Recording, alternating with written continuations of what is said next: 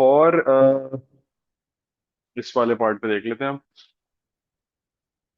देखिए हमने जो लास्ट वर्किंग करी थी ना, that was on y is equals to E to the power of x।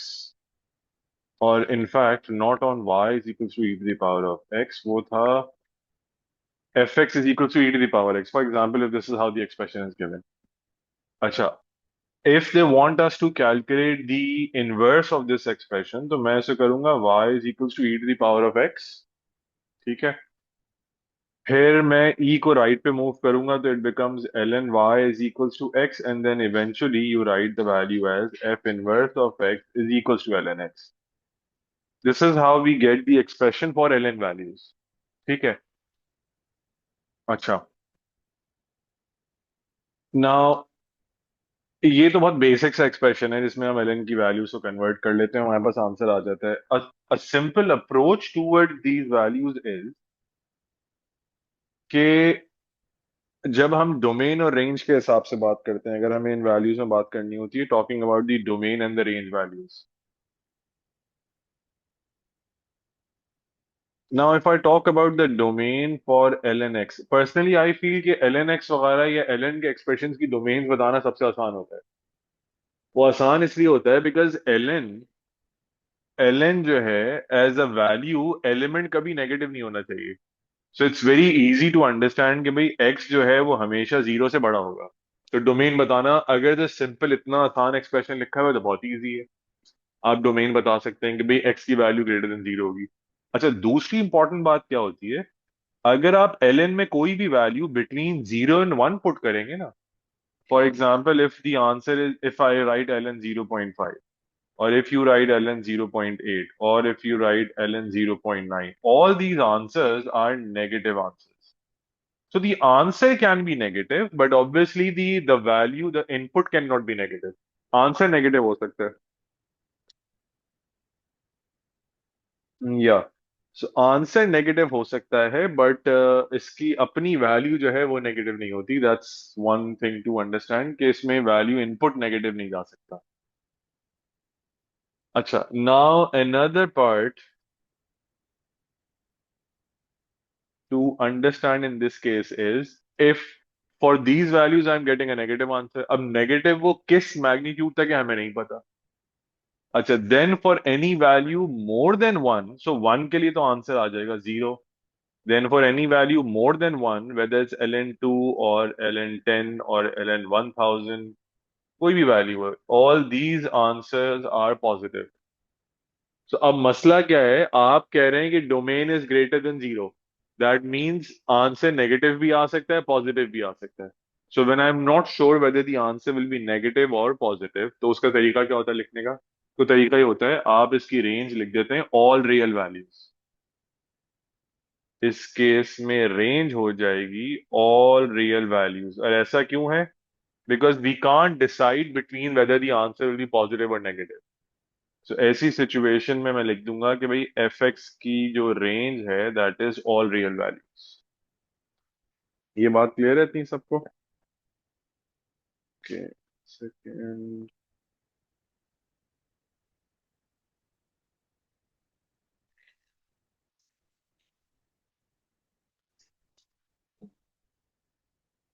हम्म।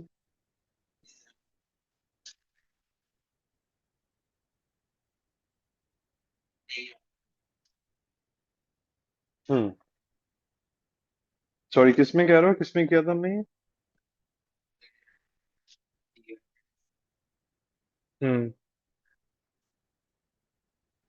अच्छा, एक सेकेंड यार, मैं जरा, एक मिनट मेरी बात सुनो। सेकंड। हाँ, अब बताइए, सॉरी क्या कह रहे थे? हम्म।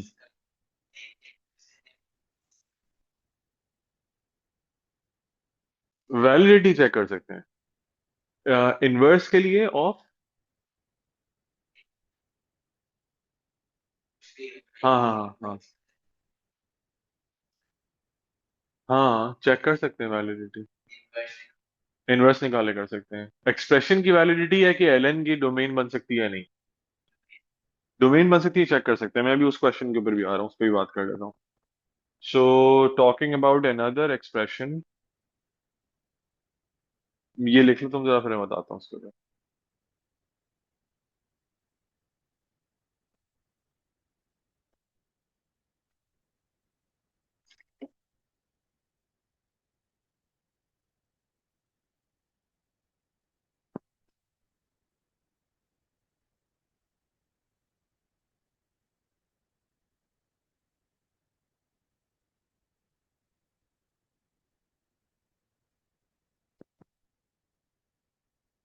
अच्छा, अब ये कभी कॉपी लिखी है।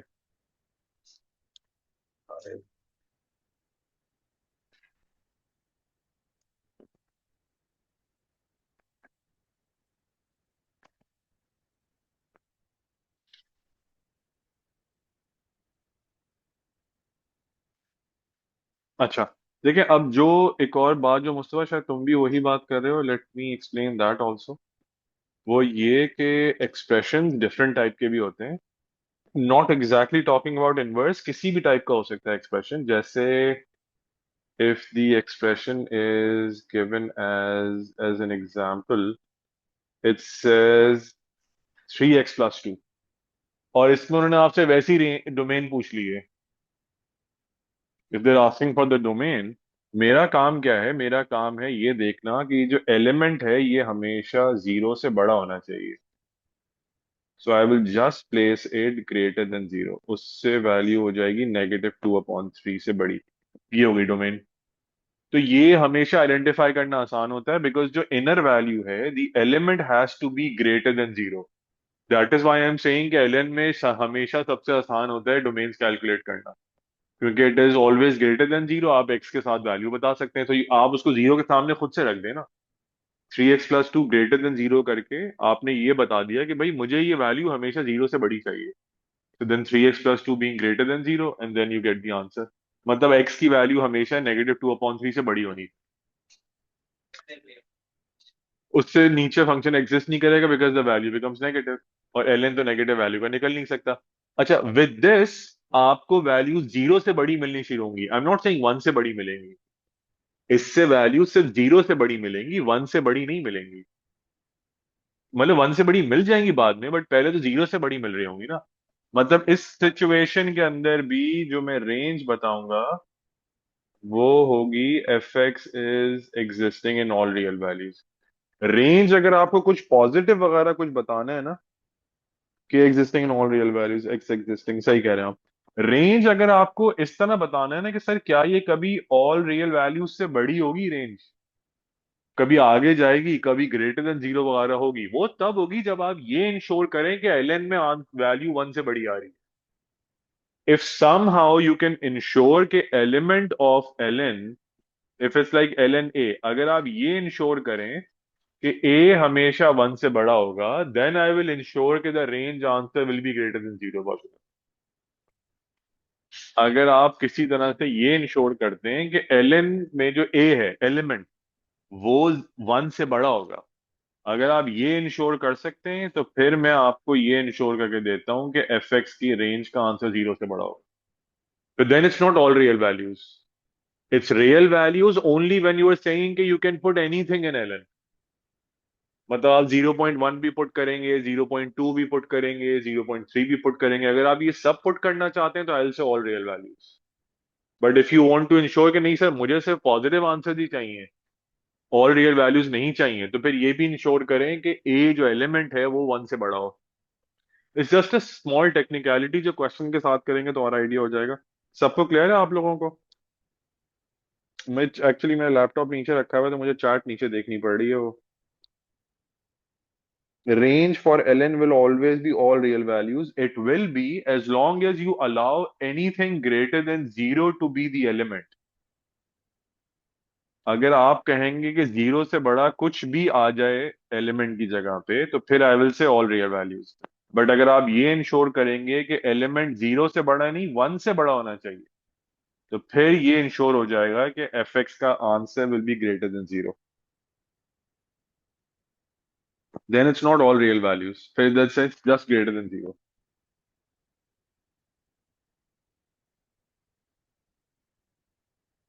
मैं अगेन, अब शायद आप लोग इसमें ज्यादा कंफ्यूज हो जाएं, आई डोंट वांट टू मैं उसको वो नहीं करना चाह रहा। All I am trying to say is कि अगर आप 0 to 1 भी अलाउ कर रहे हैं और 1 से बड़ी वैल्यू भी अलाउ कर रहे हैं, अगर आप सब कुछ अलाउ कर रहे हैं, then range is all real values. ठीक है, और अगर आप इस ए की जगह पे सिर्फ वैल्यू ग्रेटर देन 1 अलाउ कर रहे हैं, then range will be greater than 0। This is the difference. बस अगर आप चाहें तो ऐसे लिख सकते हैं। हाँ, मतलब इट्स जस्ट एन आइडिया कि भाई क्या क्या पुट किया जा सकता है उसके अंदर, छोटे छोटे क्वेश्चन सॉल्व करने के लिए जो 1 1 मार्क्स के आएंगे। इजी हो जाएगा ना। मैं अभी इस पे बात भी करता हूँ वैसे।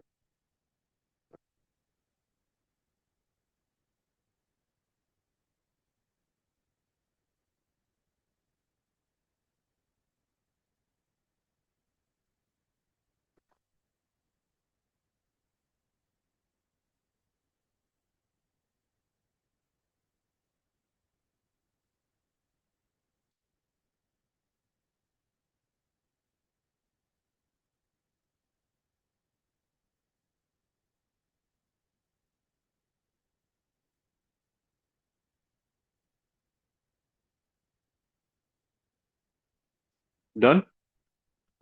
अच्छा जी, अब आपको बताते हैं, डोमेन रेंज वाली बात हो गई, इनवर्स तो मैंने बताया। जरा वो देखते हैं कि एक्सप्रेशन में वैल्यू किस तरह से आती है। So we talked about the fx value as e to the power of x, so I understand। मैं ग्राफ्स भी डिस्कस कर लूँ ना ताकि सबको समझ आ जाए ये। देखें, ये है आपके पास graph of, let's say, e to the power of x का। अच्छा, इस ग्राफ का अगर आप इनवर्स बना देंगे, इनवर्स क्या होता है ये हम पहले भी बात कर चुके हैं। And inverse graph is basically the graph of this line in y is equal to x, इसकी रिफ्लेक्शन। इसका जो इनवर्स बनेगा वो ऐसा होगा।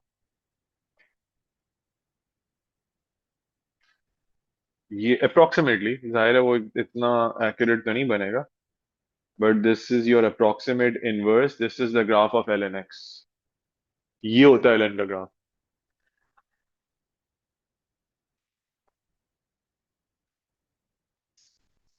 वाई कॉमा एक्स हो जाएगा, बिल्कुल सही है। ये आपका इनवर्स का ग्राफ हो गया। ये तो एक बहुत बेसिक कंपैरिजन है बिटवीन दीज टू ग्राफ्स। अब थोड़ा सा इसके जरा कॉम्प्लेक्स एग्जांपल्स में भी जाते हैं। इसमें मुझे आप लोगों से एक दो बातें और भी करनी है कि अगेन, अगर आप लोगों ने वो देखा ही नहीं है, जैसे कि भाई वो ओवरलैपिंग या नॉन ओवरलैपिंग वाली बात, तो वो मैं भी बताता हूँ, तो आपने देखा नहीं है पहले।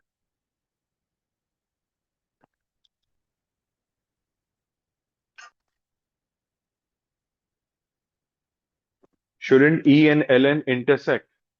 No. In this case, so E and Ln won't intersect.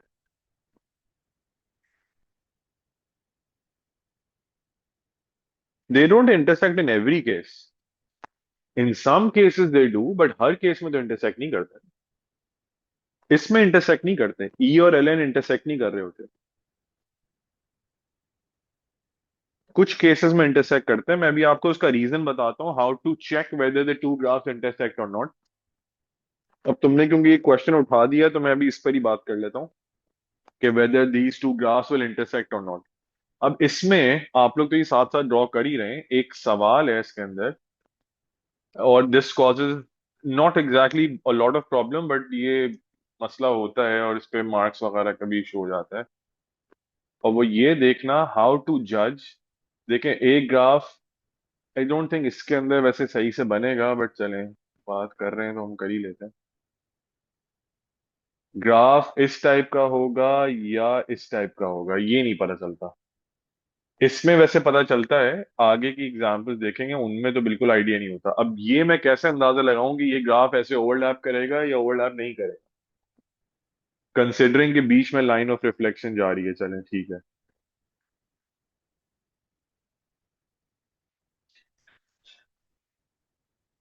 हाँ, मैं अभी आता हूँ उसके ऊपर भी।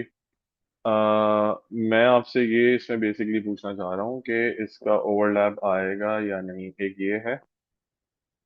तो let's just say talking about this overlap.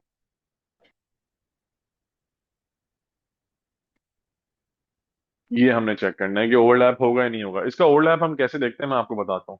देखिए, अब ये दो ग्राफ्स गिवन है ना, E to the power of X and L N X for the first part. बहुत आसान तरीका होता है इसका देखने का। इसका आसान तरीका ये होता है, you have y is equals to e to the power of x. Now we understand कि the line of y is equals to x। एक छोटी सी वर्किंग इसके अंदर बस करनी होती है। ठीक है, हमें ये पता होता है कि जो y is equals to x की लाइन है वो तो वन वन, वो पास कहाँ से करती है? y equals to x की line passes through one one, it passes through two two, three three, four four and so on. मतलब ये वन तो ये भी वन, ये टू तो ये भी two. If this is three, this is three, this is four, this is four. ये मुझे कैसे पता? Because it's y equals to x। 45 degrees की वैल्यू है, y इक्वल्स टू x का मतलब क्या है? जो x है वही y है, one one two two three three four four five five. ये लाइन है y इक्वल्स टू x की। ठीक है, आप क्या करें, जस्ट टू सी के whether your graph will intersect और नॉट, आप अपने पास x की जगह वन पुट कर देंगे। देख लें जरा एक सेकंड।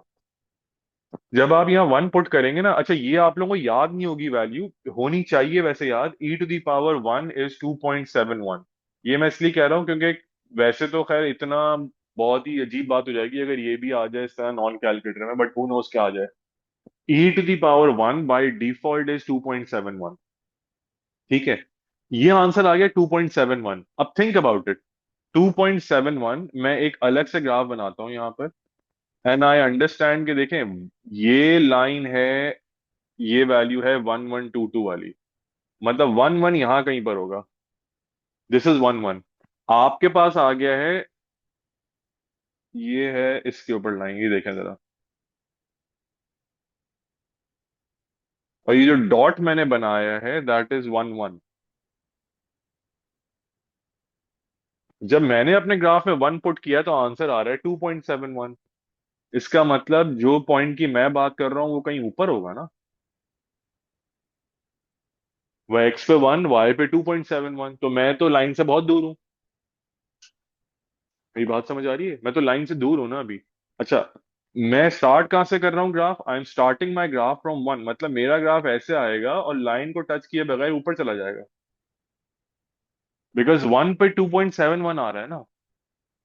वन पे 2.71 मतलब आप y इक्वल्स टू एक्स की लाइन से तो बहुत दूर हैं।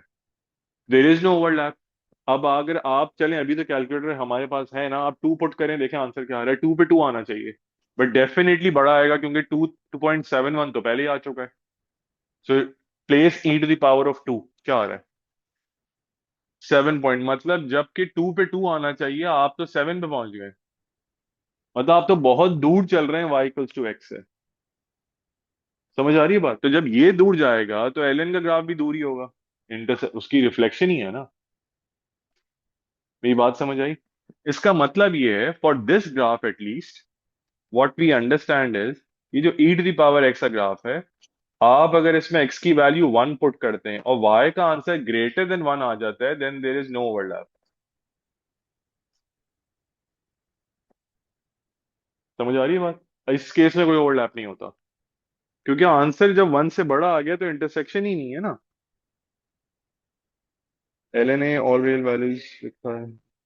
नहीं बेटा, ऑल रियल वैल्यूज नहीं लिखा हुआ, अलग अलग लिखा हुआ है।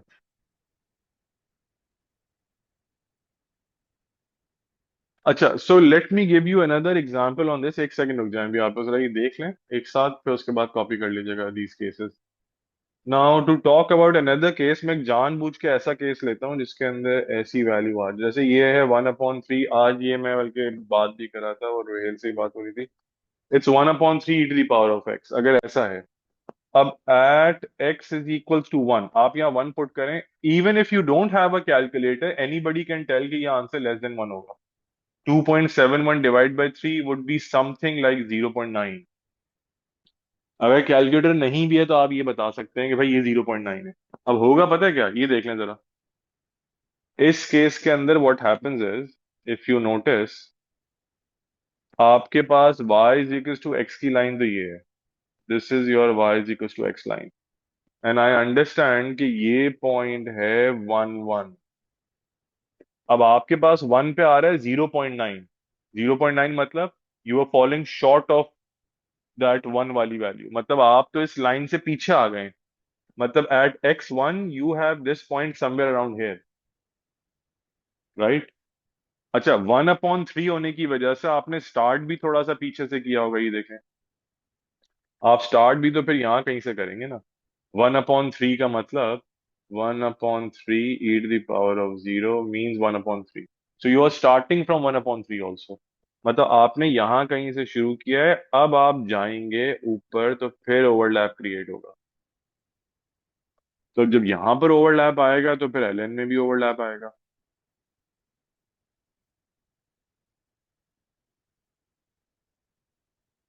Getting the idea of the overlap. आपका आंसर अगर 1 से छोटा आएगा then there is an overlap. आपको ओवरलैप, आपको सिर्फ ओवरलैप दिखाना होगा। You won't have to show the exact point. But what we need to understand is कि अगर हम अपने एक्सप्रेशन में x की वैल्यू 1 पुट करें और जो हमें आंसर मिल रहा है अगर वो आंसर 1 से बड़ा मिल रहा है तो there is no overlap. If the answer is less than 1 then overlap है। अच्छा, since we only sketch a graph तो हमें सिर्फ ओवरलैप स्केच करके दिखाना होता है, पॉइंट से मतलब नहीं होता। या आप मुझसे ये कहेंगे सर आपका ओवरलैप कम आ रहा है, मेरे पास तो बहुत ज्यादा वाइट जगह नजर आ रही है। कोई कह रहा है मेरे पास कम नजर आ रही है, उससे नहीं फर्क पड़ता, ग्राफ कॉन्सेप्चुअली ठीक होना चाहिए। इज देयर एन ओवरलैप और नॉट, बस वो तो ये सवाल है। जब वो स्केच आप बना रहे होते हैं तो आपको ओवरलैप शो करना होता है। सो इफ इट्स बिलो 1 तो ऑल रियल वैल्यूज। तुम दो तीन अलग चीजों को मिक्स कर रहे हो यहाँ पर रोयल। मैं ये बात नहीं कर रहा। मैं बहुत अलग बात कर रहा हूँ, तुम अलग बात कर रहे हो।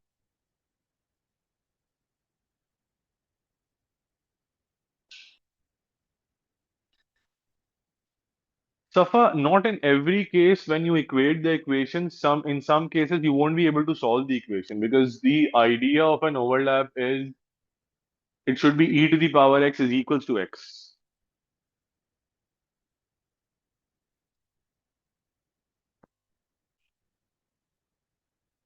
सारे I already explained it in the last class। मैंने ये एक सेकंड, मैंने ये सारी टाइप्स बताई थी लास्ट क्लास के अंदर एक्सपोनेंशियल की। Positive, then with a -1, then with a minus sign with e, and then with a minus sign on the power, ये सब मैंने बताया था। तो आप कंबाइन कर लें उसको, -a -x को, लेफ्ट और डाउन बनेगा। मैं आपको इसी को बना के दिखा देता हूँ।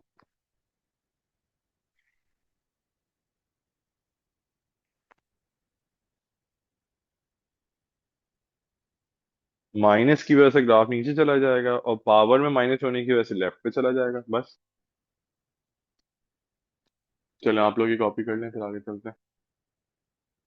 No problem.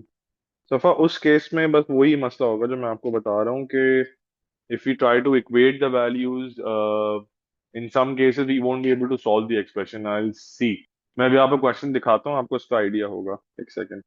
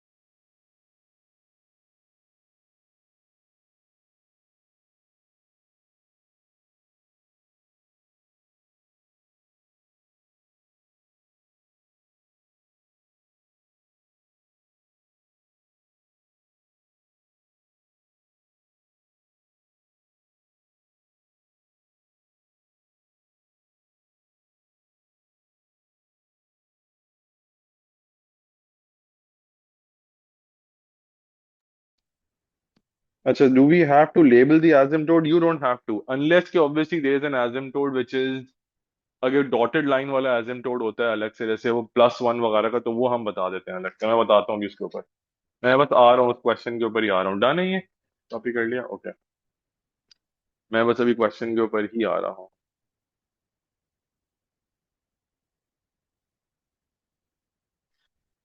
ये लोग पहुंचे क्यों नहीं अभी तक भाई? Class was to be off at 4:15, class खत्म होगी इनकी इकोनॉमिक्स।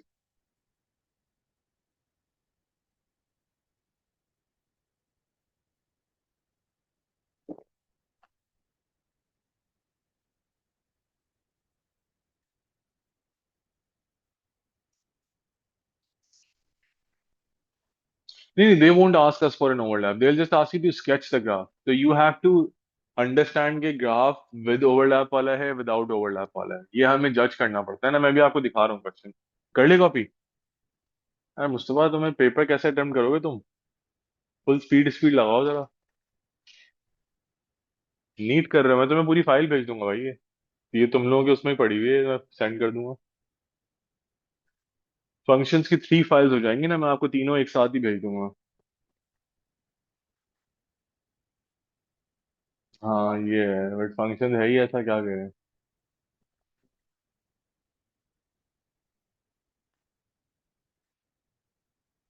चलो अब क्वेश्चंस हो जाएंगे सारे सॉल्व इस टाइप से मुस्तफा को।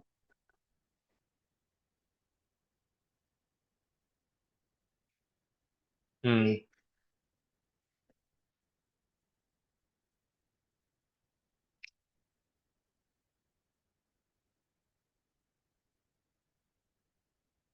हम्म। ओए, सॉरी।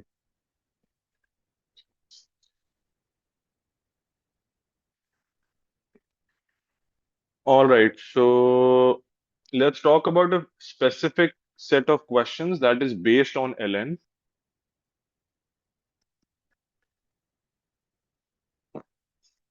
या सो हम इसके बाद फिर ट्रिक देख सकते हैं। मैं चाह रहा हूँ जरा कुछ एक आधा ln के क्वेश्चंस देख लें इसमें।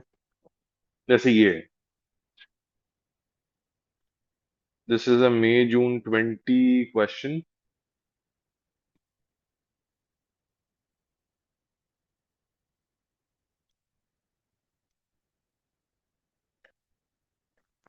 ये वाला क्वेश्चन ही है, हाँ ये देख सकते हैं। देखें ये क्वेश्चन है, एंड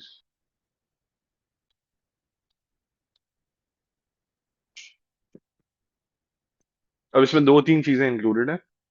इसमें they are asking for the domain also, they are asking for whether the inverse exist और not, then they're asking for an expression for F G also. दो तीन चीजें मिलते हैं, इस टाइप के ही होते हैं क्वेश्चंस। जो एल एन बेस्ड होते हैं क्वेश्चंस, वो ऐसे ही होते हैं।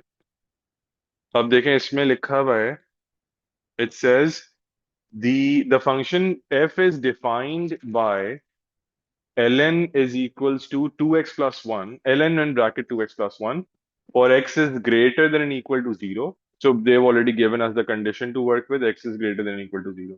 Sketch the graph of fx and hence sketch the graph of f inverse on the axis below. Now, obviously, when they're asking for the graph of f inverse of x and fx, बेहतर यही है कि आप अपने पास fx और f inverse दोनों के expressions लिख लें। इट टेक्स 1 मिनट, बट आपको उसमें कॉन्सेप्चुअली वैल्यू क्लियर हो जाती है। कुछ केसेस में they just ask for the sketching, in some cases obviously वो ये भी कहेंगे कि आप ड्रॉ करके हमें पूरा वो भी करें, आई मीन एक्सप्रेशन भी बता दें। अब अगर इसमें मैं मूव करूं तो एक्सप्रेशन ऐसे जाएगा, आप सबको ही पता है, मैं इसको बस डायरेक्टली लिख देता हूँ। And then x is equals to e to the power y minus 1 divided by 2. I'm sorry, e to the power y minus 1 divided by 2, and that gives us the inverse expression also. Personally I just find it easier कि दो step ज्यादा हो जाते हैं, लेकिन इसमें कुछ domain range वगैरह का जो भी प्रॉब्लम हो वो यहाँ से रिजॉल्व हो जाता है। If you can do it without it, उसके बगैर भी कर सकते हैं, मसला नहीं है। So it's e to the power of x minus 1/2। ठीक है। Now to two things to understand in this graph. देखिए मसला ये है, ग्राफ बनाना बहुत आसान है। आसान क्यों है? क्योंकि उन्होंने यहाँ पर लिखा हुआ है कि x is greater than equal to 0। मतलब you have to start from 0। एक बात तो ये समझ आ रही है कि स्टार्ट जीरो से करना है इस ग्राफ के अंदर। It says x is greater than equal to zero. मतलब अगर एल एन की वैल्यू की मैं बात करूं, आप यहाँ पे देख सकते हैं, वो खुद पता चल जाता है। देखिए एल एन अगर आप यहाँ जीरो पुट करेंगे तो आंसर आ रहा है l n one which is equal to zero anyways. तो मतलब जीरो जीरो से ग्राफ स्टार्ट होना है। अच्छा, एल एन का ग्राफ इटसेल्फ ये देखें एक सेकेंड। एल एन का ग्राफ तो जीरो जीरो से ऐसे जाएगा। एल एन का ऐसे जाता है ना ग्राफ। अच्छा, ई का ग्राफ जो है वो जीरो जीरो से ऐसे जाना चाहिए। अब मुझे नहीं पता कि whether there is an overlap और not, this is what I am talking about. क्या ऐसा ग्राफ होना चाहिए, देख लें एक सेकेंड, या फिर ग्राफ ऐसा होना चाहिए।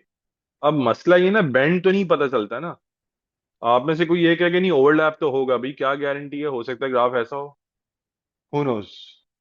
लग तो दोनों ठीक रहे। उसका तरीका मैंने आपको क्या बताया था? तो तरीका मैंने बताया, वन पुट करें और देखें आंसर क्या आ रहा है। अच्छा, वन पुट करना इसमें ज्यादा इजी है। आई मीन दोनों में इजी है, बट इसमें ज्यादा इजीली समझ आ जाएगी बात। जैसे अगर मैं यहाँ पे पुट करता हूँ one, again talking about a paper, हो सकता है ये नॉन कैलकुलेटर में आ जाए। e to the power 1 minus 1 divided by 2. I understand this will be 2.71 minus 1 divided by 2. 1.71 divided by 2, you don't have to calculate it. If it's a P1 question, कोई जरूरत नहीं है इसको कैलकुलेट करने की। कोई भी देख के बता सकता है कि ये आंसर वन से छोटा आएगा। टू अपॉन टू तो नहीं है, नहीं है, 1.71 है। तो अगर वैल्यू 1.71 है तो आई अंडरस्टैंड कि ये वैल्यू जो है वो 0.85 आ जाएगी समथिंग। अब 0.85 वन से छोटी है वैल्यू। मतलब आपका जो ग्राफ है ई का, वो थोड़ा सा सैग करेगा towards y is equal to x. मतलब ये graph y is equal to x के ऊपर नहीं चलेगा, ये graph y equal to x से थोड़ा सा सैग करके नीचे आ जाएगा। सो आई अंडरस्टैंड कि ये वाला जो ग्राफ है e to the power x minus इस वैल्यू का, ये थोड़ा सा सैग करेगा, बट उसमें ठीक है। चलें भाई बना देता हूँ, पहले फिर बात करते हैं। So this would be my graph of e to the power of x। आप कितना बेंड देते हैं वो तो आप पे डिपेंड करता है, दैट्स ओके, मैं इस तरह से बेंड दे रहा हूँ। और ये मेरे पास बन रहा है e to the power of x minus 1 divided by 2 का graph, and then the ln graph will obviously be a reflection of this graph, something like this। ये देखें,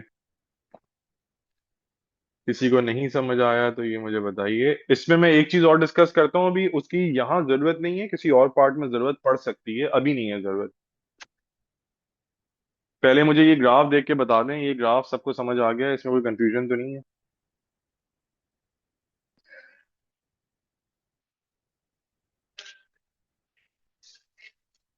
हम्म।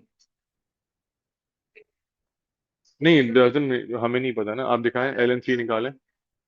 नहीं, if you calculate l n three I think वो one से बड़ा नहीं होगा, zero point something आएगा। बट एल एन थ्री 1.1 आ रहा है। अच्छा, आपने इसमें वन पुट किया है। नहीं तो वो इसमें वन पुट करने से पता चल रहा है ना। इसका वन तो डिफरेंट हो रही है ना फिर वैल्यू। इसका वन तो एक्चुअली आंसर आ रहा है ना। एल एन ई में अगर आप वन डालते हैं तो आंसर डिफरेंट आएगा, हाँ।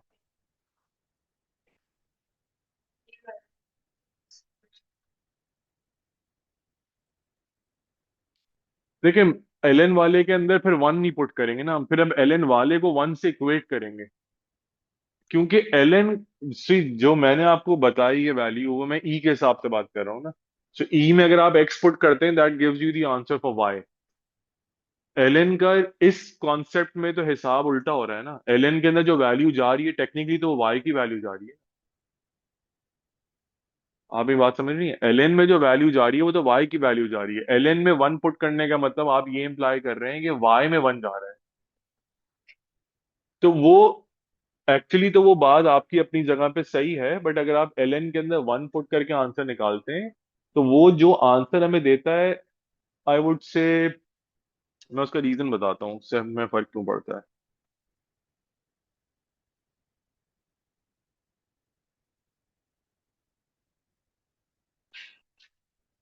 इसकी वैल्यू क्या आ रही है, एलन थ्री की value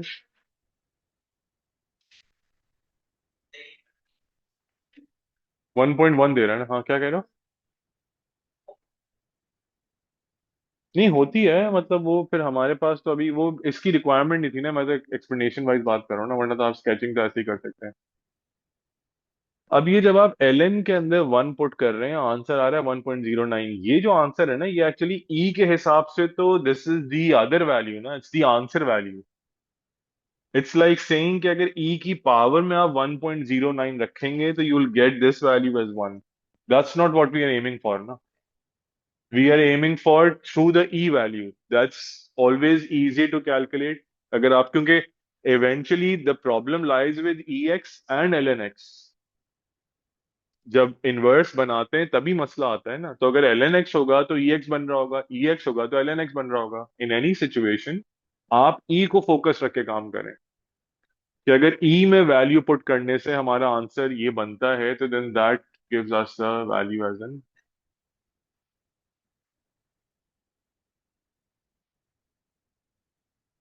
if by putting in the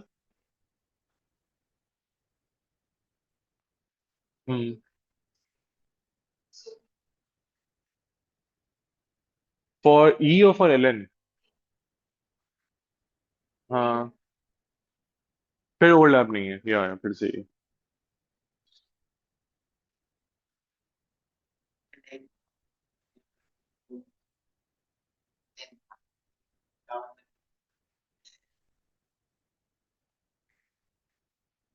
hmm.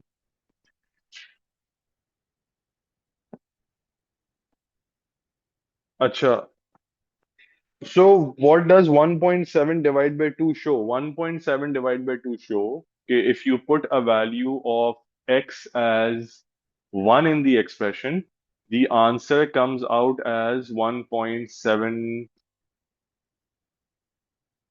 the answer comes out as 0.85। क्या आ रहा है 1.7 डिवाइड बाय 2 बताना? 0.855। so that 0.855 means के at the अच्छा एक second,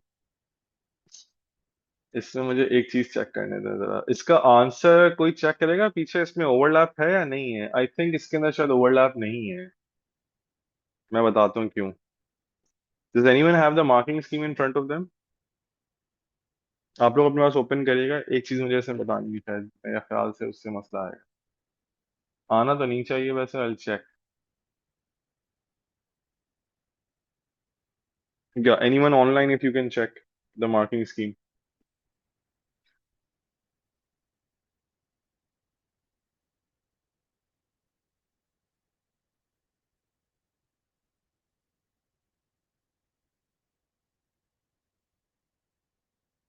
it's May June 2021।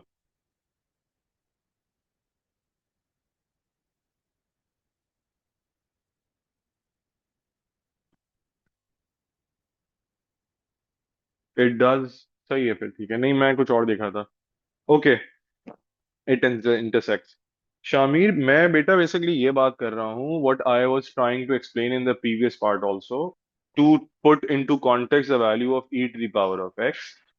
E to the power X में when you put the value of X and you get the answer of Y greater than one, for example, if the answer for Y is greater than one, उसका मतलब होता है कि the intersection is above the line of Y is equal to x, somewhere around the value which is not intersecting, so there is no overlap. अभी की situation के अंदर जब आपने यहाँ वन पुट किया तो आपका आंसर आ रहा है 1.71 divide by 2 which is lesser than one. Lesser than one का मतलब, लेसर देन वन का मतलब कि the value that we are aiming for lies under the value of this expression, मतलब समवेयर अराउंड हेयर। आपने वन पुट किया, आपका answer lesser than one आ रहा है, मतलब द वैल्यू वो थोड़ा सा सैग कर रही है value, and the answer lies under the line of Y is equal to X. समझ आ रही है बात? अगर आंसर वन से बड़ा होगा तो it lies above.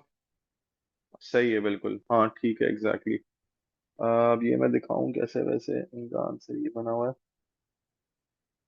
I think, चलो फिर, हाँ एक मिनट देख लेता हूँ।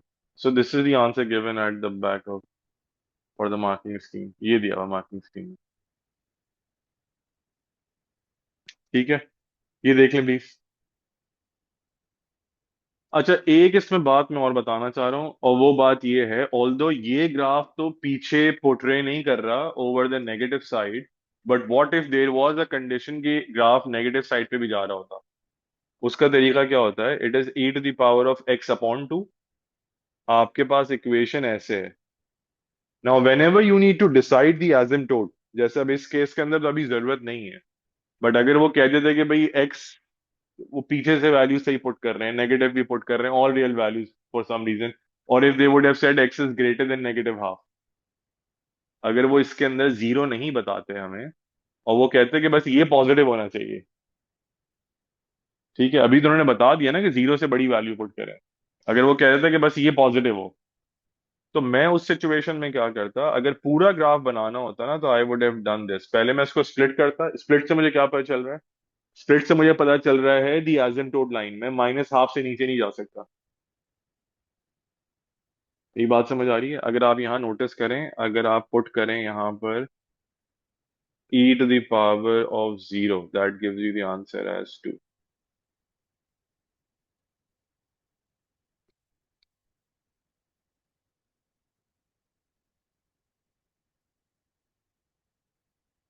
अब अभी की सिचुएशन में ये जीरो आ रहा है ना, अभी तो वैल्यू इस तरह की बन रही है कि वैल्यू जीरो आ रही है, बट अब आगे जाएंगे अगर, और अगर मैं कोई और डिफरेंट सी वैल्यू इसके अंदर पुट करूं, लेट्स से अगर मैं कोई नेगेटिव वैल्यू भी पुट कर सकता होता, समथिंग लाइक -1/3 में भी, और मे बी -2/3, उस सिचुएशन के अंदर आंसर थोड़ा सा नीचे चला जाता, बट कितना नीचे जाता आंसर?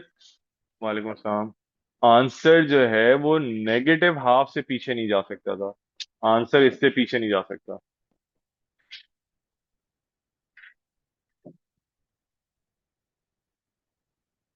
मतलब आंसर इससे पीछे नहीं हो सकता।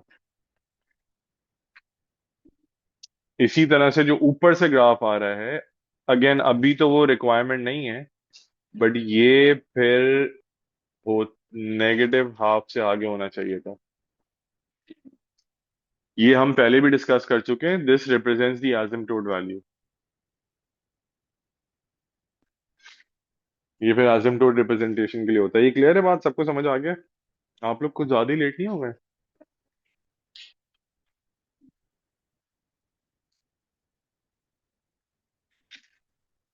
So anyway, I'm recording the class, so I'll share the recording also. ये क्लियर है? ये this was not part of the expression, मैं तो ये वैसे ही समझाने के लिए बता दिया है, क्योंकि X is greater than and equal to zero वाली कंडीशन यहाँ पर अप्लाइड है। So they are not asking for these part जो नीचे जा रहे हैं, वो पूछ नहीं रहे हैं, मैं आपको बता रहा हूँ कि अगर बनाना पड़ता तो ऐसे बनाते हैं एसिम्प्टोट्स के साथ। हम्म। देन या वो अगर उनको पूरे ग्राफ चाहिए होता है तो फिर वो स्पेसिफाई कर देते हैं। अच्छा, अब इसके पार्ट बी पर आ जाएं प्लीज, ये वाला पार्ट देख लें। इट सेज आप लोग बी से, हाँ, हाँ होगा, मई जून 2021। It says part B, find an expression. So the function g is defined by gx is equals to x minus 4 whole square plus 1 for x is less than and equal to 4. So for x to be less than and equal to 4, अच्छा, x is less than and equal to 4 and values का मतलब क्या है? Whenever you see such an equation, उसमें से दो तीन बातें अलग कर लिया करें। एक तो मुझे पता चल रहा है कि इसका टर्निंग पॉइंट होगा 4,1, और they have chosen to stay on the left hand side of the turning point, इसका मतलब इनवर्स होगा। वो आधा ग्राफ यूज कर रहे हैं। आधा ग्राफ कैसे? क्योंकि वो जो इनवर्स टर्निंग पॉइंट की value X equals to 4, they are staying on the left hand side of the graph, वो राइट पे नहीं जा रहे, सिर्फ लेफ्ट साइड पर है, मतलब इनवर्स एग्जिस्ट कर जाएगा। मतलब आपको ड्रॉ करने की ऐसे जरूरत नहीं है, बट अगर आप समझें तो वो इसकी बात कर रहे हैं, वो कह रहे हैं भाई इतना ग्राफ चाहिए हमें, they don't want this side, इसकी रिक्वायरमेंट नहीं है, ठीक है। सो मतलब हम इस रिस्पेक्ट से बात करेंगे। वो कह रहे हैं find N expression for ji inverse of X and state its domain and range. अच्छा, पहले तो इस पॉइंट की बात कर लेते हैं। देखिए, फंक्शन के ऊपर बात कर लेंगे ना अगर, तो बाकी वैल्यूज निकालना वैसे ही आसान हो जाएगा। फंक्शन पे बात कर लें पहले। फंक्शन पे बात करने से मेरा क्या मतलब है? फंक्शन कह रहा है, फंक्शन की अपनी डोमेन है फंक्शन की डोमेन है x is less than equal to 4, और फंक्शन 1 से वापस ऊपर जा रहा है, मतलब ये पॉइंट है 4, 1। So technically the domain is x is less than or equal to 4 and the range is fx is greater than or equal to 1। बात सही है? वो x 4 के पीछे और y जो है वो 1 या उससे ऊपर है। ये बात सही कह रहा हूँ मैं? चले, इतनी इंफॉर्मेशन मुझे मिल गई फॉर रेगुलर फंक्शन। अब मैं आ जाता हूँ इनवर्स के ऊपर। अब पहले तो इनवर्स एक्सप्रेशन निकालना है। मेरे पास जी एक्स है x - 4 whole square plus 1। So I will do x - 4 + 1, y - 1 is equals to x - 4 whole square।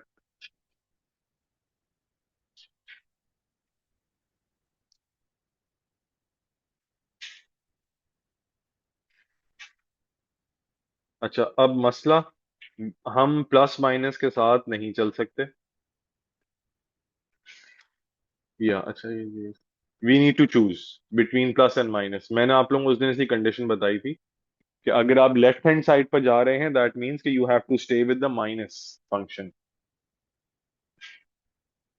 ये आ गया आपके पास expression.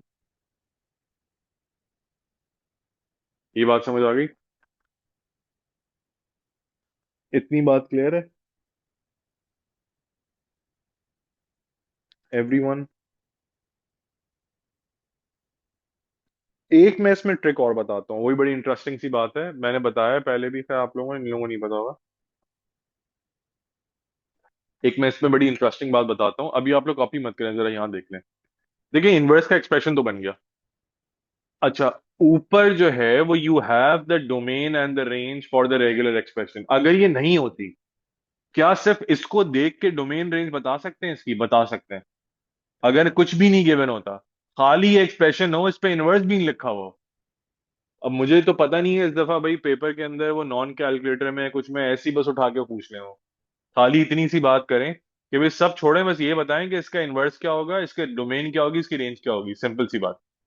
Just by looking at the function. Now just by looking at the expression, number one, square root के अंदर negative value नहीं आनी चाहिए, बनने नहीं चाहिए negative. If you want to avoid negative in the square root तो X 1 से बड़ा होना चाहिए। 1 से बड़ा या 1 के इक्वल। अगर मैं चाहता हूं कि ये वैल्यू कभी नेगेटिव नहीं हो, तो फिर मुझे चाहिए कि मैं x - 1 को हमेशा 1 से बड़ा रखूं ना। चलो जीरो भी आ जाए, वो भी एक्सेप्ट हो जाएगा। मतलब we want this to stay at least equal to zero और ग्रेटर देन जीरो। मतलब इसमें मैं 1 से छोटा इनपुट तो दे ही नहीं सकता। तो जब 1 से छोटा इनपुट नहीं दे सकते तो वो हो गया डोमेन। ये मैं उस वक्त की बात कर रहा हूं जब आपको कुछ नहीं गिवन हो। If it's only this expression given, you can't do anything else. ना डोमेन है ना रेंज है, वो पूछ रहे हैं भाई खुद बताओ। अगर खुद ही बताना है तो ऐसे बताएं। ये मेरी बात समझ आई? अच्छा, then understanding another value, and that other value is now, अब स्क्वायर रूट से एक वैल्यू निकल कर आएगी। बाहर लिखा हुआ है 4। Now everyone understands whatever comes out of the square root is always positive। यहां से जो बाहर आने वाला है वो पॉजिटिव ही आएगा, छोटा वैल्यू हो बड़ी वैल्यू हो जो भी हो। यहां से कुछ आएगा, वो जीरो भी हो सकता है, वो 1 भी हो सकता है, वो 0.5 भी हो सकता है, वो 2 भी हो सकता है, 3 भी हो सकता है, and eventually it will subtract from 4। So the best possible scenario is कि यहां से जीरो निकल के आ जाए, क्योंकि यहां से कभी माइनस का नंबर तो आएगा नहीं, स्क्वायर रूट में से तो कभी नेगेटिव नहीं आता ना। और बाहर माइनस लगा हुआ है, यहां से हमेशा जीरो या उससे बड़ी वैल्यू आएगी जो 4 से माइनस हो जाएगी। सो इवेंचुअली इस एक्सप्रेशन का कलेक्टिव आंसर कभी भी 4 से बड़ा नहीं होगा। आ, यार पूरा फ्री तो 7 बजे होगा। जी इनवर्स क्या करना है? अच्छा, यार शदीद बुढ़ापा दिखा रहा है इसमें तो। बाल ब्लैक करने से करवा नहीं नहीं, सही है। ये तो पता नहीं, ओरिजिनल सब बूढ़े लगते हैं। अरे यार, क्या करें, बस चलो बुढ़ापा आ गया। G inverse of X is less than and equal to 4। ठीक है, मतलब इसका जो आंसर है वो कभी भी 4 से बड़ा नहीं आएगा, so that becomes the range of the expression. बताइए। क्या? हम्म। नहीं, इनवर्स जीरो कैसे होगा? नहीं, इनवर्स जीरो मतलब रेंज की बात कर रही हैं आप? नहीं, ये जीरो हो सकता है, ये कलेक्ट मतलब ये पूरी वैल्यू जीरो हो सकती है, हो जाए जीरो। तो 4 - 0 इज 4। मैं ये कह रहा हूँ, हाँ, मैं ये कह रहा हूँ कि देखें, x - 1 नेगेटिव नहीं हो सकता, x - 1 इटसेल्फ, क्योंकि वो स्क्वायर रूट के अंदर है। उसकी वजह से x को हमेशा 1 से बड़ा होना पड़ेगा, 1 या उससे बड़ा। अच्छा, अगर x 1 हो गया तो ये 1 - 1 हो जाएगा 0। 4 - 0 4। बट आपको 4 - 0 सबसे बड़ा आंसर मिलेगा, बिकॉज यहाँ जीरो आएगा और फिर या तो 1 आ सकता है, या 2 या 3 या 4 या 5। So every time there will be something that needs to be subtracted from 4। इसका मतलब ये आंसर कभी भी 4 से बड़ा नहीं आने वाला।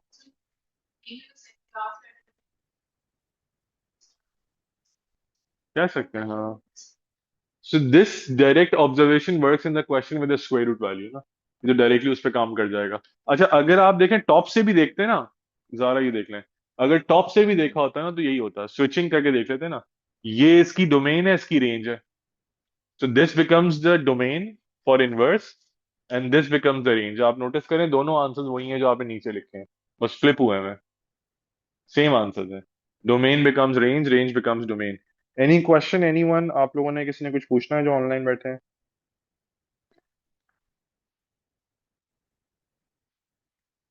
हम्म। क्योंकि हम left hand side of the graph पर है ना। देखें, ग्राफ पे अगर आप राइट पे जाते हैं, हमने क्वाड्रेटिक उस दिन डिस्कस किया था, if you move towards the right of the graph that's positive, if you move towards the left of the graph that's negative.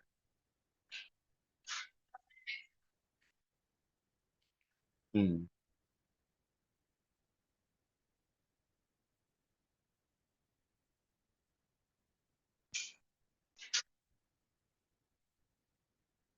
नहीं नहीं, you can send me a message on WhatsApp.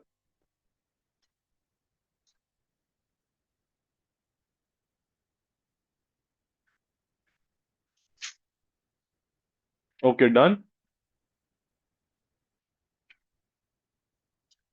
वो नीचे ही है। हम्म। हाँ, गाड़ी तो पैरेलल अलग खड़ी हुई है। नहीं। डन।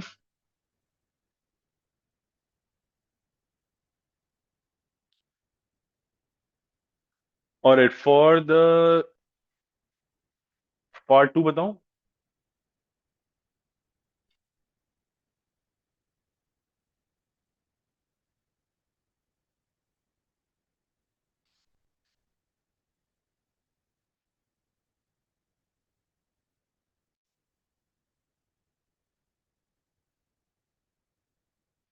अच्छा, it says find and simplify an expression for FGX। FGX बना के देख लेते हैं।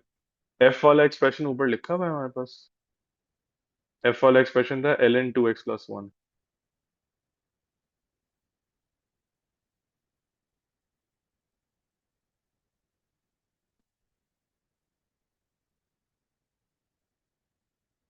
सो दे वांट FGX। आपके पास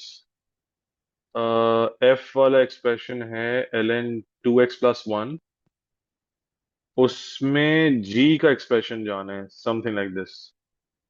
इसमें G वाला एक्सप्रेशन पुट कर देते हैं। GX का एक्सप्रेशन था x - 4² + 1।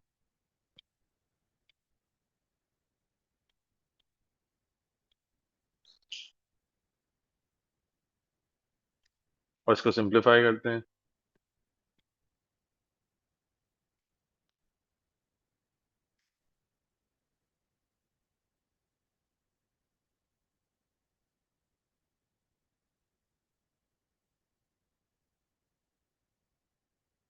This is the expression ln 2x - 4² + 1।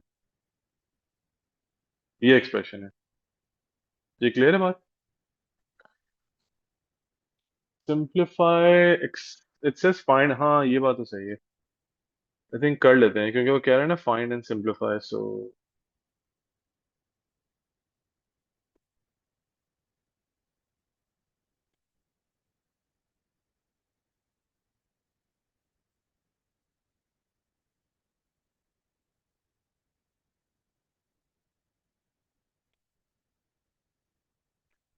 32 plus 3 is 35। Clear है ये?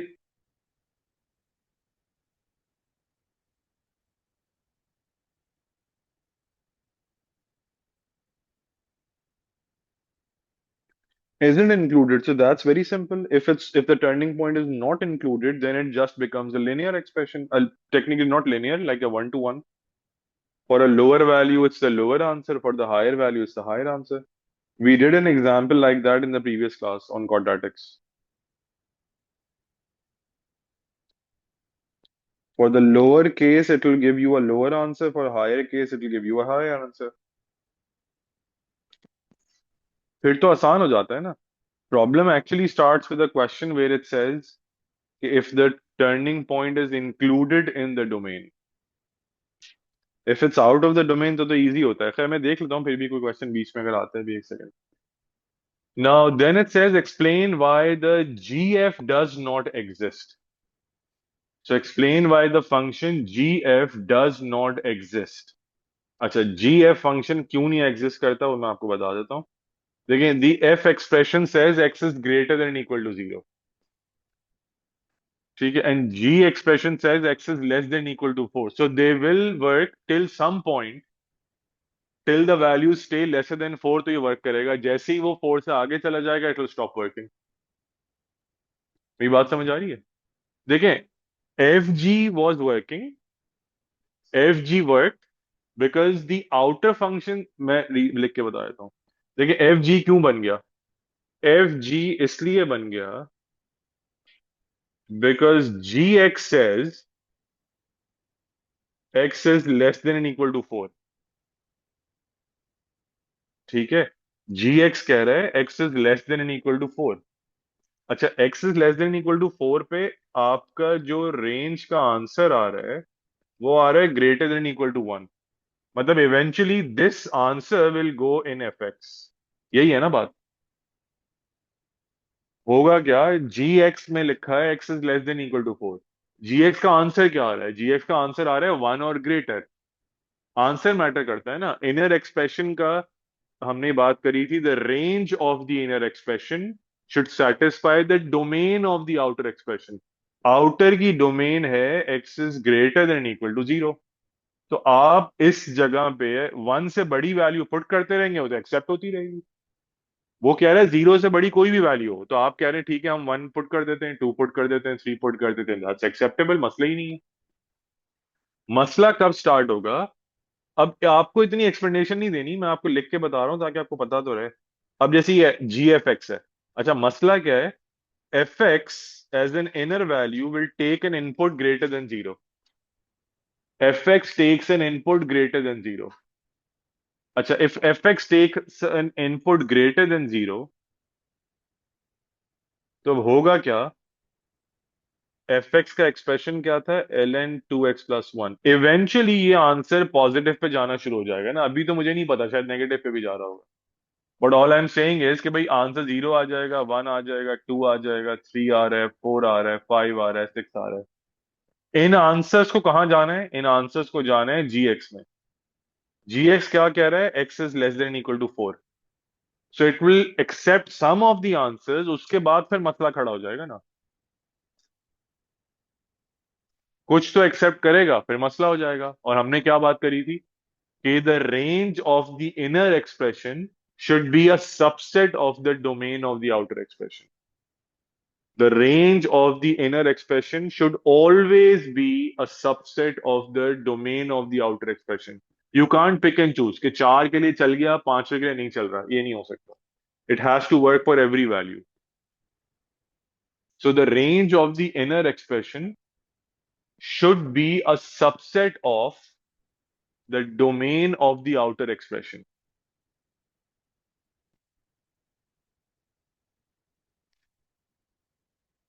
For a composite function to exist.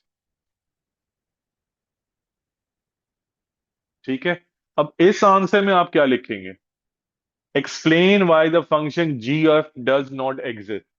तो आप इसमें लिखेंगे the range of F X is not a subset of the domain of G X. ये आपका answer होगा। हाँ, तो यही होता है। वन लाइनर में 1 मार्क में और क्या लिखेंगे? The range of F X is not a subset of the domain of G x.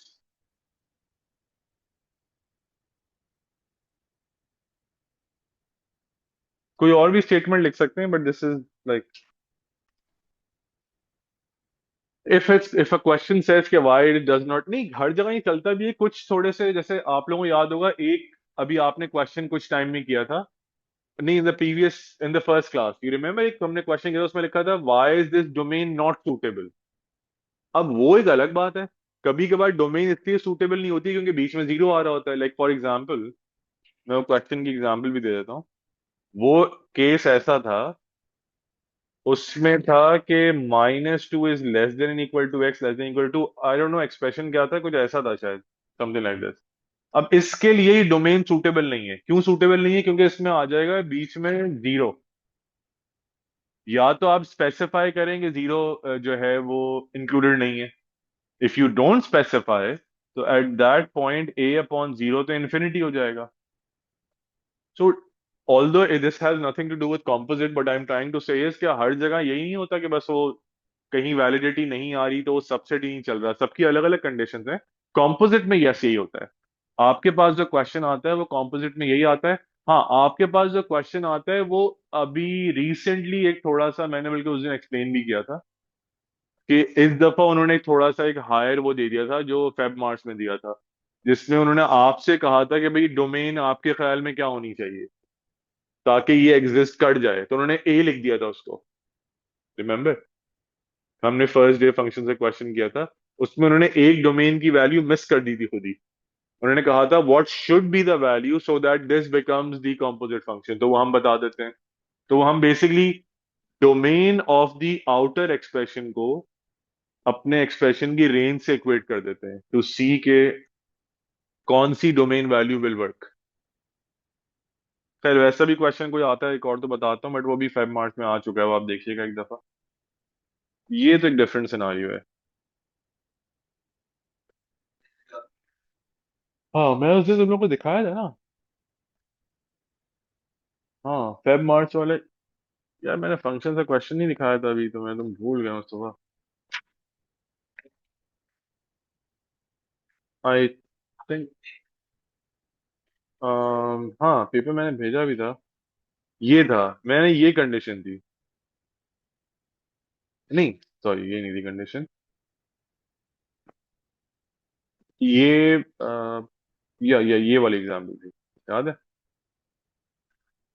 मैंने कहा था ये एफ एक्स है और ये जी एक्स है। X is greater than equal to A, X is equal to A, state the value of A for which F G will exist. मतलब वो ये वाली एग्जाम्पल थी। मैं इसको थोड़ा चेंज कर देता हूँ बल्कि कि इस तरह की सिचुएशन थी।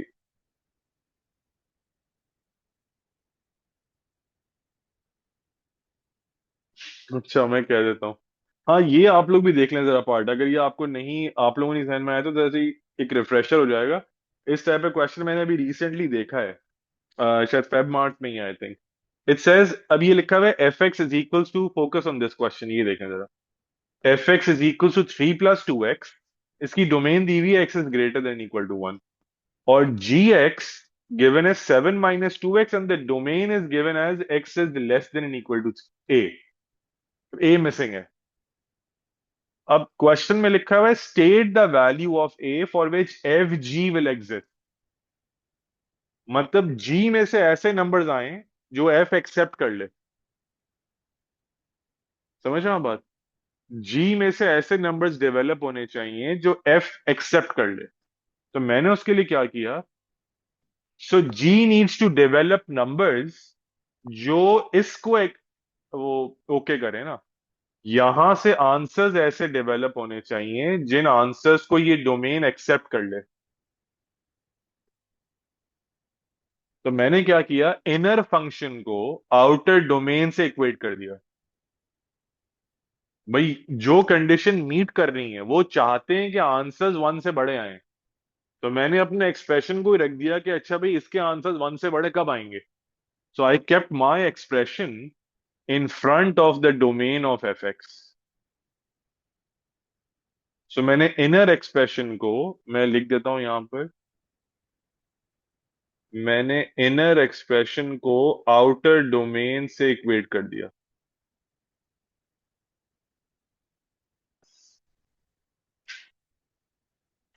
ये देखने के लिए कि भाई उसको ये आंसर चाहिए, how to get these answers.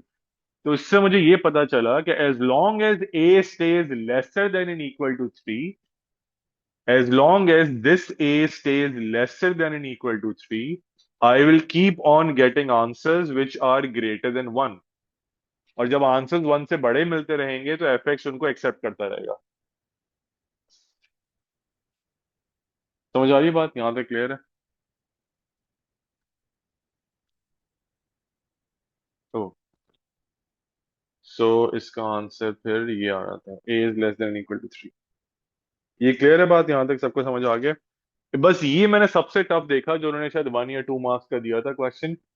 It was related to this, not exactly this question, ये मुझे याद था तो मैंने ये ऐसे एग्जाम्पल दे के बता दिया था। और मैंने इससे कोई टफ नहीं देखा क्वेश्चन कोई ऐसा। ठीक है, यहाँ तक क्लियर है, समझ आ गया?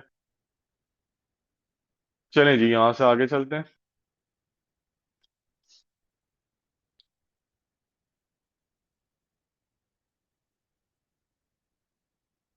हाँ ये वाला एक देखें जल्दी से जरा, इसमें भी वही डोमेन रेंज वाली बात है।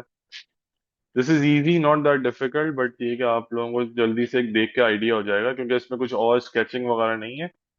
इसको आप देख सकते हैं ऐसे सॉल्व करने में।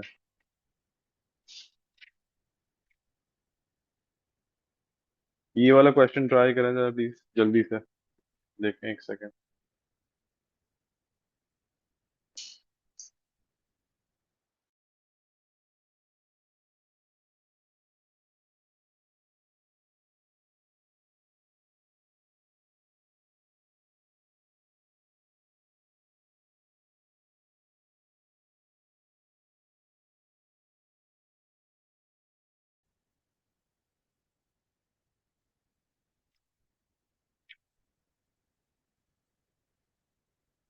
Okay, it says it is given that fx is equals to 5 e to the power of x minus 1 for x existing in real values, write down the range of f। So range of f लिखनी है, हाँ जी, पूछ लेना उसे।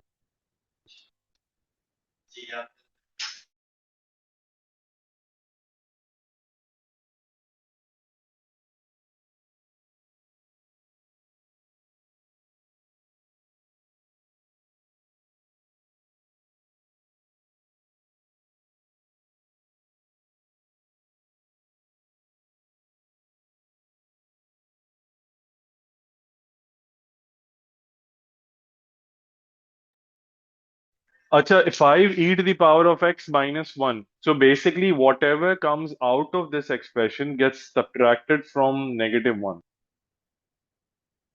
तो अब इसमें से जो भी आएगा वो -1 में से सब्ट्रैक्ट होगा, मतलब -1 उसमें से सब्ट्रैक्ट। तो आपका आंसर जो है, और वो रियल वैल्यूज की बात कर रहे हैं, तो answer greater than equal to -1 रहेगा। ग्रेटर देन -1 रहेगा आंसर, ये क्या होना चाहिए?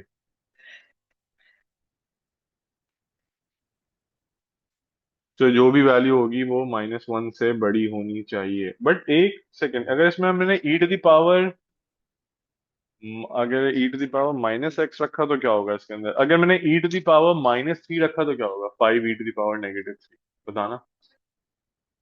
If it's -0.75, if you put E to the power -3 for example, देखे ना, ऐसे क्वेश्चंस के अंदर है तो 1 मार्क का।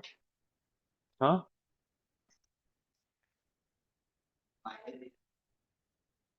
e⁻³ नहीं, पूरा एक्सप्रेशन नहीं। मुझे आप सिर्फ ये बताएं, अगर आपने ई पे पावर रखी -3 तो उससे क्या बनेगा? 0.049।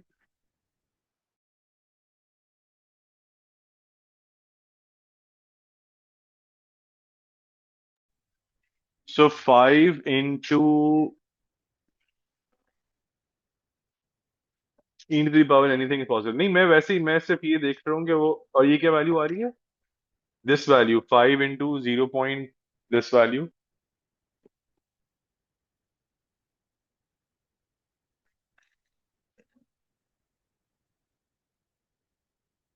तो मतलब -1। मतलब in any case, for getting values of e with any power, whether it's -3 or any such value, and then it multiplies by 5 and then -1, आपको बस इतनी श्योरिटी यहां पर हो जाती है कि जो आपका आंसर है वो -1 से बड़ा होगा। एसिम्प्टोट देख के होता है वो -1। सही है। नहीं, मैं वैसे ही आइडिया ले रहा हूँ कि भाई, ताकि हमें पता भी रहे ना, हम जब नेगेटिव पॉजिटिव पुट कर रहे होते हैं। आप लोगों को सबको ही क्लियर है? For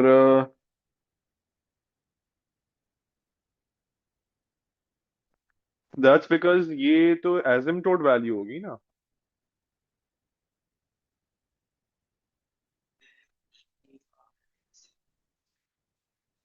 this will be an asymptote value, because अगर आप यहां पर, लेट्स से आपने रख दिया e⁻ -1000, हाइपोथेटिकली स्पीकिंग, इसका आंसर बताएं मुझे क्या आएगा?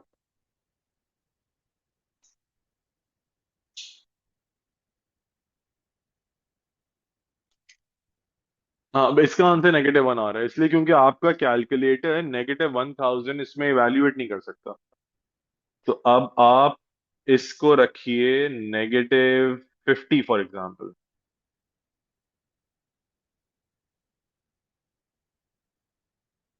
अब बताएं क्या आ रहा है? -1, तो अगेन वो पे इसको भी नहीं सॉल्व कर पा रहा। So let's stick to a smaller value, -10।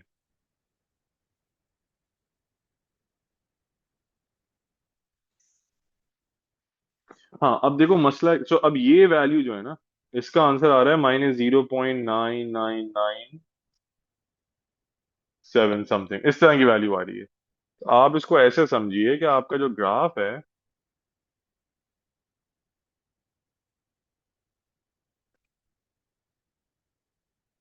वो एक इस तरह की कंडीशन क्रिएट कर रहा है। 5 e⁻0 - 1, दैट मेक्स इट 5 - 1 = 4। तो इसका जो इंटरसेप्ट पॉइंट है वो 4 के ऊपर आ रहा है। ग्राफ ये आपका इस टाइप का है। मतलब ये -1 की लाइन को टच करने की कोशिश करेगा, but it won't be able to touch this line. अब वो -50 और -1000 पे हमें लग रहा है कि ये टच कर रहा है, इसलिए क्योंकि वो इतनी छोटी वैल्यूज होती है कि वो इवेल्युएट नहीं कर पा रहा ना। तो वो उसको -1 पे ले गया है, वरना टेक्निकली -1 पे ग्राफ जा नहीं सकता। Because e to the power any value is itself not directly equal to zero. It will try to touch zero, but it's never zero. And then graph has fallen 1 point down because of -1। समझ आ गई बात? ठीक है। So then y is equals to -1 is this value, and then, जी जी जी, अच्छा ठीक है। So it says write down the range of f, then it says find f inverse and state its domain। अब f inverse निकाल लेते हैं, उसकी domain बता देते हैं। या, बट कुछ सिचुएशंस के अंदर वो हमें वैसे वो करनी पड़ती है, मैं बता देता हूँ। So it's y is equals to 5 e to the power of x minus 1, then it's y plus 1 is equals to 5 e to the power of x।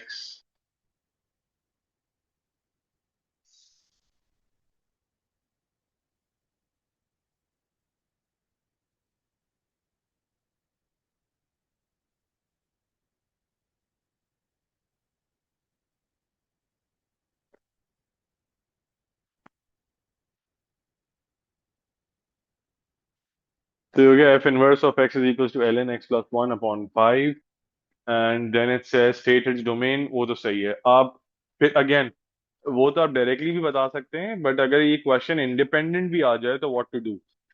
If this question comes as an independent value, so this is what you can do. Domain ऐसे भी आ जाएगी if this comes out as an independent value. अच्छा, कुछ questions जो हैं वो domain के और रेंज वाले ऐसे भी होते हैं, एक आध क्वेश्चन जिसके अंदर एक आंसर वैलिड होता है, एक आंसर वैलिड नहीं होता। फंक्शंस की बात करें ना, तो वो जहन में बहुत सारी चीजें आती हैं। देयर इज अनदर पार्ट जहां पे एक एक्सप्रेशन वैलिड होता है, एक एक्सप्रेशन वैलिड नहीं होता। किसी को याद है वो वाला पार्ट? आई थिंक शायद वो लास्ट वाला पार्ट है शायद। कुछ केसेस ऐसे होते हैं जहां पर आपको, जैसे एलएन के नहीं होता, एलएन और लॉग वाले क्वेश्चन में we get two answers. In some cases one of the answers is valid, the other is not valid. हाँ, एलएन वाले केसेस ऐसे होते हैं, उसमें एक्स की दो वैल्यूज आती हैं, एक वैल्यू से एक्सप्रेशन नेगेटिव हो रहा होता है, वो हम इंक्लूड नहीं करते, क्वाड्रेटिक के अंदर ही होता है। नहीं नहीं नहीं, रेगुलर एक्सप्रेशंस के अंदर भी होता है, दो आंसर्स आ जाते हैं, एक नेगेटिव हो। नेगेटिव होना जरूरी नहीं है, वो एलिमेंट को नेगेटिव कर रहा होता है। ऐसे क्वेश्चंस होते हैं, वो देख लेते हैं। इसी तरह से क्वेश्चंस होते हैं फंक्शंस के अंदर भी। फंक्शंस में देर आर क्वेश्चंस जहां पर आप उसको सॉल्व करते हैं तो दो एक्स के आंसर्स आते हैं, एक वैलिड होता है, एक वैलिड नहीं होता। In simple terms, if you solve a question and you gate two answers of x, चाहे वो एलएन का क्वेश्चन हो चाहे फंक्शन का क्वेश्चन हो, always go back to your expression and see के क्या ये दोनों डोमेन में आ रहे हैं या नहीं। क्योंकि हो सकता है क्वेश्चन के स्टार्ट पे लिखा हुआ X is greater than zero, और जब आप सॉल्व करें तो आंसर आ जाए X is equal to -5 and X is equal to 3। तो -5 कैंसिल करना पड़ेगा ना, उसको कैंसिल करने का 1 मार्क होता है। अगर आपने एक्सप्रेशन स्टार्ट किया, लिखा हुआ है X is greater than equal to zero, तो डोमेन हो गई पॉजिटिव वैल्यूज की, जीरो या उससे बड़ी वैल्यूज की। अब आपने क्वेश्चन सॉल्व किया, आंसर आ गया X equal to -3 and X equal to 5, तो -3 कैंसिल करना पड़ेगा ना, क्योंकि वो डोमेन में नहीं आ रहा ना। इन बातों का ख्याल करना पड़ता है फंक्शन से क्वेश्चन में। इसके हिसाब से जरा पार्ट 3 और 4 सॉल्व करें प्लीज। लास्ट में I think we will include both the X if there are two X value. वो इसलिए क्योंकि यहाँ पर X existing in real values लिखा हुआ है ना, तो फिर हमें दोनों वैल्यूज निकालनी पड़ेंगी। प्लस आई थिंक वो सेल्फ एक्सप्लेनेटरी हो रहा है, बिकॉज यहाँ लिखा हुआ है find the exact solutions of G square X, so that makes it even more explanatory.